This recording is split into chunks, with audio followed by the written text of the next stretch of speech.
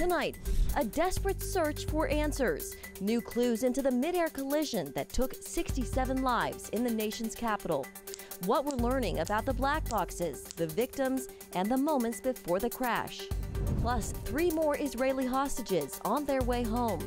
We will not rest until the very last one returns. The fight to free all of them from Gaza. And we sit down with Senator Mike Rounds of South Dakota. He opens up about faith, family, and his plans to shake up Washington. All of this and more tonight on Faith Nation.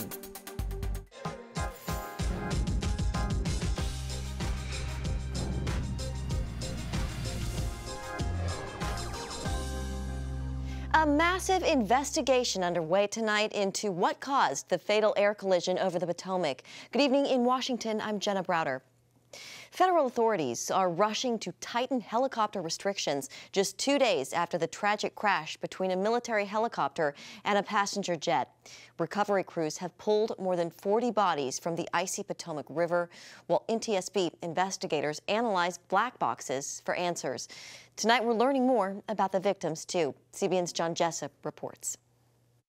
In freezing temperatures and driving rain, divers are looking for clues. That's also the goal for the NTSB, who now have the black boxes from the passenger jet containing flight data and cockpit audio. We're starting the process of not only opening those up, but to begin the extraction of the data. Just seconds from landing at Reagan National, the jet was 2,400 feet from the runway as the Army Blackhawk helicopter approached from the opposite direction. Investigators are focused on the chopper's altitude, which was 350 feet instead of below 200. There's speculation the helicopter pilots may have mistaken another plane for the American jet when communicating with the tower.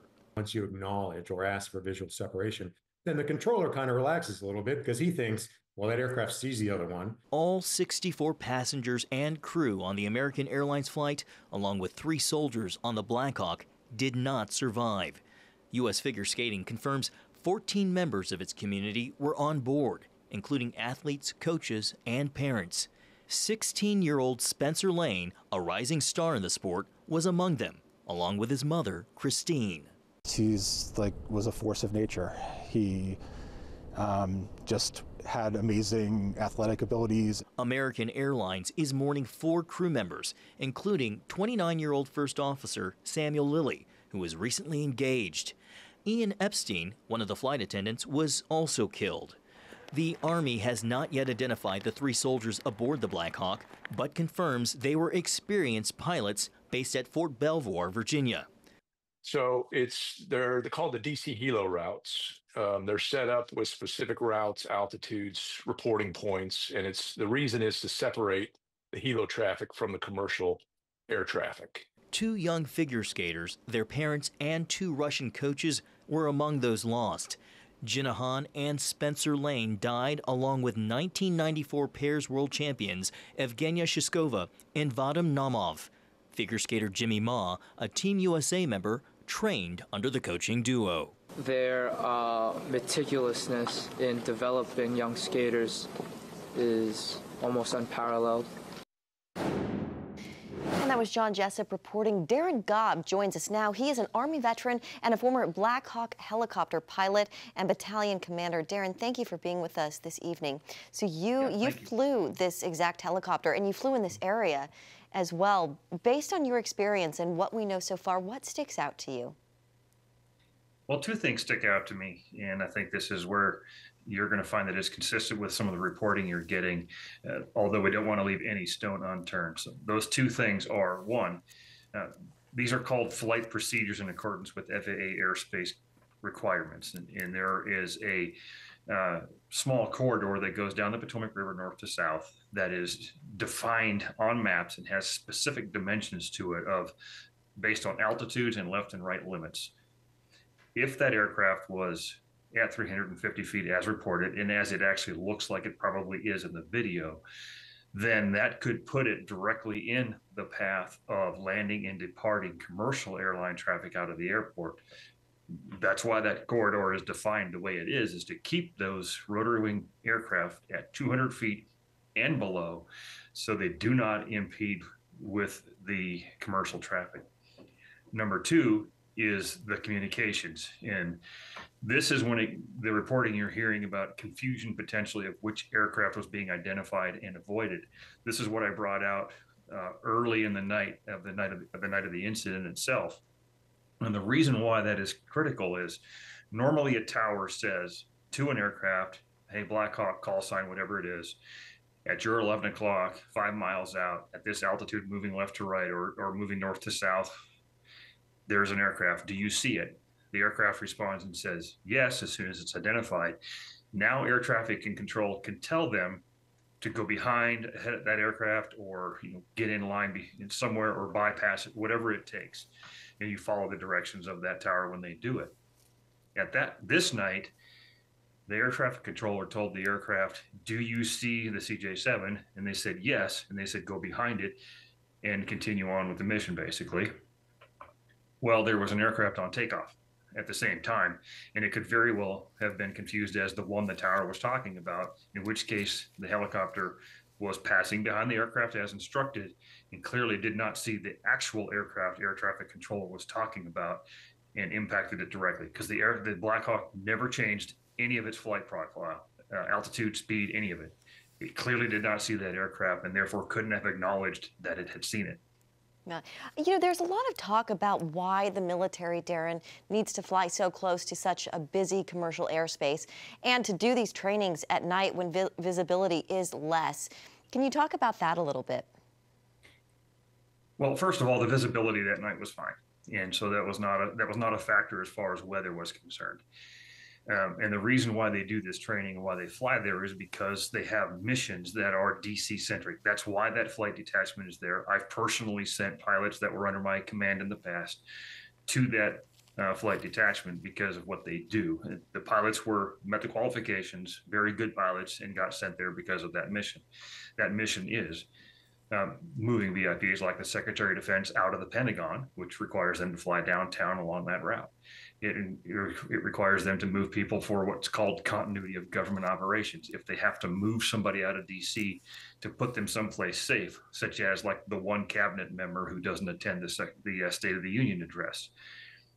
And so they also have to train on those routes because they don't want to just go in there cold. They want to know the routes. They want to know the airspace. They want to know the frequencies and all the different towers that they're talking to and get used to it to the point where it is second nature to fly in there, and they have the experience to continue to operate in there safely. All right, Darren Gubb, it's wonderful to have you on this evening with your experience and your expertise in this. Thank you so much for joining us. Thank you, and have a good night. All right, in other news, President Trump is shaking up international trade. The White House saying it will begin imposing tariffs on China, Canada, and Mexico. The president will be implementing tomorrow a 25% tariffs on Mexico, 25% tariffs on Canada, and a 10% tariff on China for the illegal fentanyl that they have sourced and allowed to distribute into our country, which has killed tens of millions of Americans. These are promises made and promises kept by the president. And the White House hasn't said whether there will be any exemptions for Canadian and Mexican oil imports. Turning overseas, Israel is preparing to welcome home 3 more hostages as part of a fragile ceasefire agreement with Hamas. The terror group is expected to release the 3 men tomorrow. Israeli-American Keith Siegel is expected to be among them. Originally from Chapel Hill, North Carolina, the 65-year-old was kidnapped from Kibbutz Kfar Aza on October 7th with his wife, Aviva. She was released in the first temporary ceasefire in November of 2023. News of his coming home brought relief to many.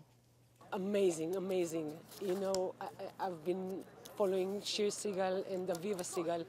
They were doing such a hard work of getting him back. And he's an amazing person. And that's a real release that he's coming back. And Hamas also says it will release Yarden Bibas and Ofer Caladron Saturday. In exchange, Israel will let go of dozens of Palestinian prisoners, including some convicted of murdering Israelis. Up next, our exclusive sit-down interview with South Dakota Senator Mike Rounds. His thoughts on Trump 2.0 and what he hopes to accomplish this Congress.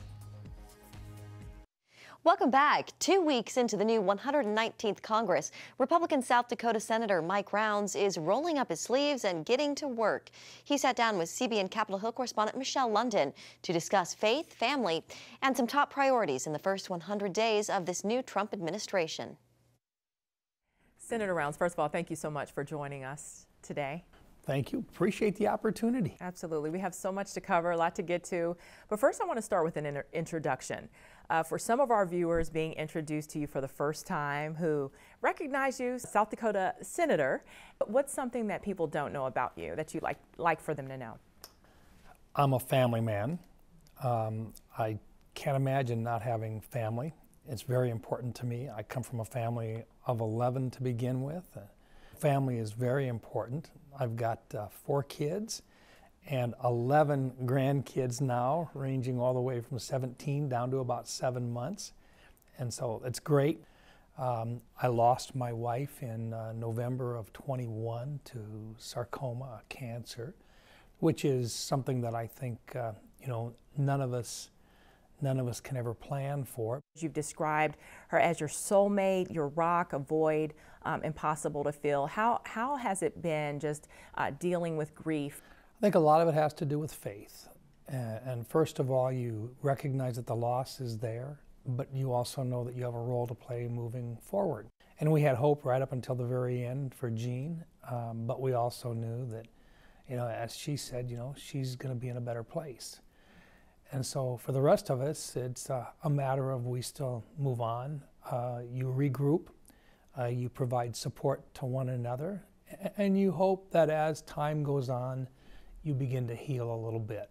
Transitioning over to your role as senator, you're already rolling up your sleeves and getting to work. You just reintroduced the Whole Home Repairs Act. In a lot of cases, the people that need those services don't have a one-stop shop where they can go and learn about all of the different types of services that could be offered. Maybe they don't have access to what they need in order to take what is a dilapidated home and fix it up. We know that we're short of housing right now, and if we can repair a roof, fix windows, perhaps fix a heating system or a plumbing system, those are the types of things that could actually maintain that house for somebody that doesn't have a lot of money.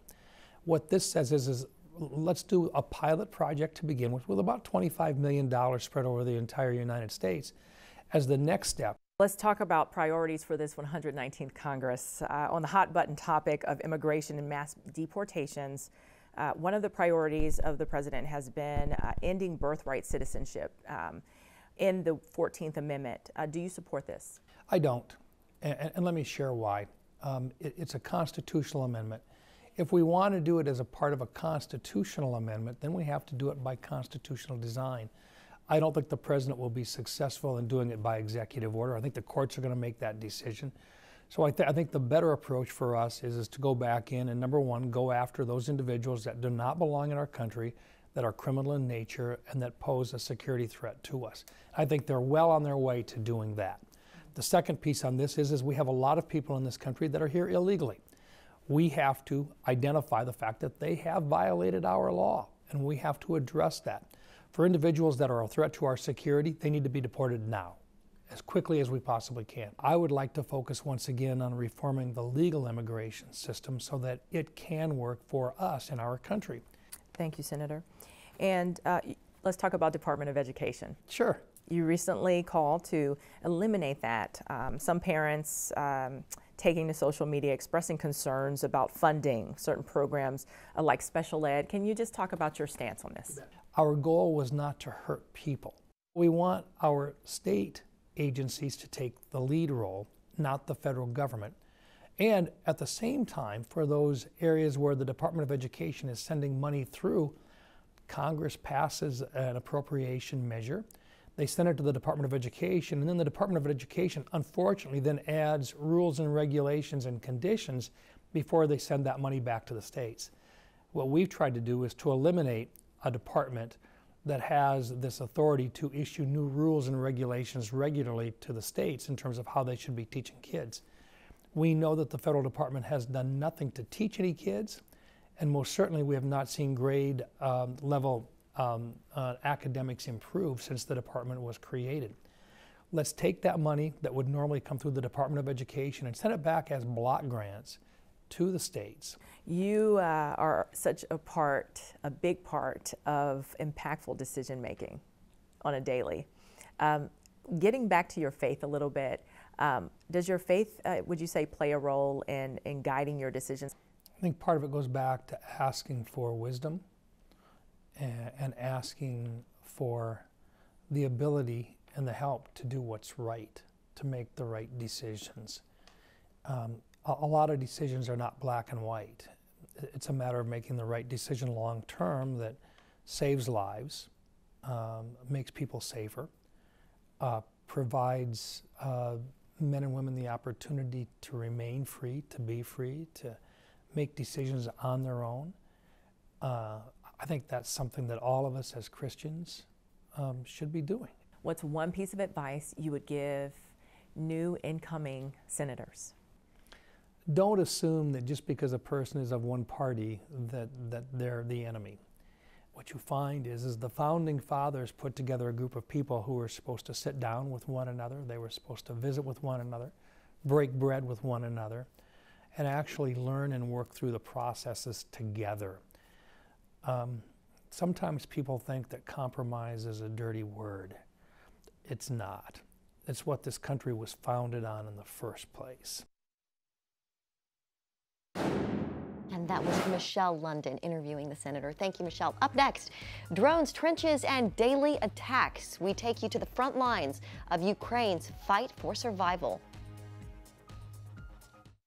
Overseas tonight, after nearly 3 years of war, Ukraine is exhausted. Daily missile strikes rattle Kyiv as fierce battle rages near the front lines. In the east, Russia is pushing forward, claiming today it captured another village in the Donbas region. It's the latest chapter in a grinding war of attrition. Chuck Holton reports from the front. The war has taken a heavy toll on eastern Ukraine. With cities like Kramatorsk under constant threat of attack, civilians are left to decide between escaping or enduring life in a war zone. Our team traveled to the front lines to see what these people are facing.